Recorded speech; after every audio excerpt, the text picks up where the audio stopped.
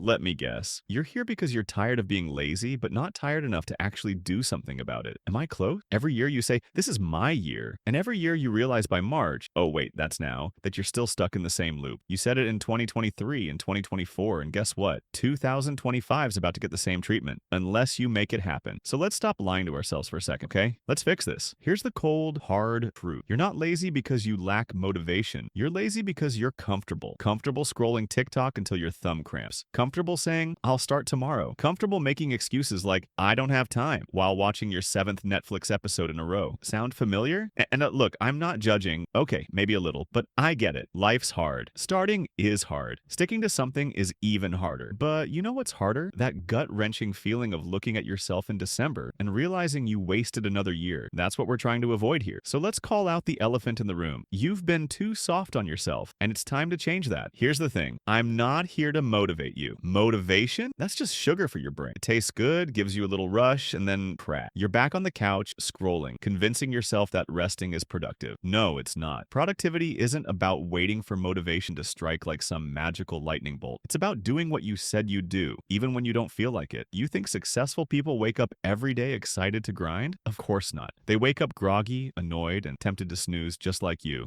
They do it anyway. You're not lazy because you lack potential. You're lazy because you're waiting to feel ready. Newsflash, that's never going to happen. Let's break it down. You've got 24 hours in a day. Let's do some quick math, shall we? 8 hours for sleep? Because yes, I'm not a monster. You need sleep. 8 hours for work or school? Fine, we'll give you that. That leaves you with 8 whole hours. What are you doing with them? Binging YouTube? Scrolling through memes? Randomly staring at the ceiling while contemplating life? Be honest. If you can't account for at least 3 productive hours in your day, that's your problem. You're not stuck because life's unfair or because you're too busy. You're stuck because you're wasting time on things that don't matter. And no, before you say it, self-care is not an excuse to procrastinate for 6 hours straight. Nice try, though.